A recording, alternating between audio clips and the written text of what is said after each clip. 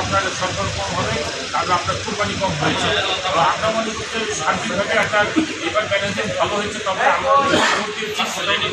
চামড়াটা বাঁচাতে পারেন তাহলে এটা কিন্তু পর্যাপ্ত দাম পাবেন। আমরা মনে করি যে আমাদের যে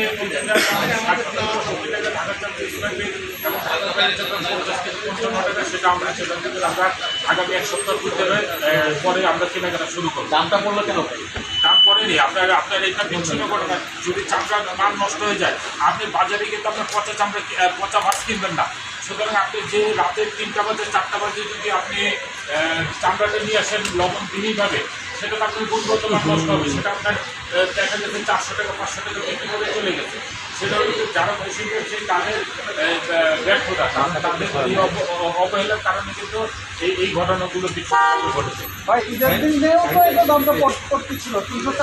ভ্যাকসিনের কারণে কিছু চামড়া নষ্ট হয়েছে আপনি বলেছিলেন, সেই বিষয়টা যদি একটু আবার ক্লিয়ার করুন। দেখুন, এখানে বাংলাদেশে ব্যাপকভাবে আপনার লাভ ডিজিজ আপনার 2-3 বছর যাবত দেখা যাচ্ছে। এই বছর কিন্তু 30% আপনার ল্যাম্প ডিজিজের কারণে আপনার কিন্তু একবারে নষ্ট হয়ে কোনো গ্রেডে আসবে না।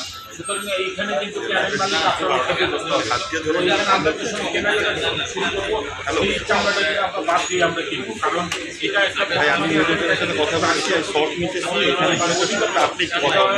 ভ্যাকসিনেশনের আওতায় এই ডিজিজটা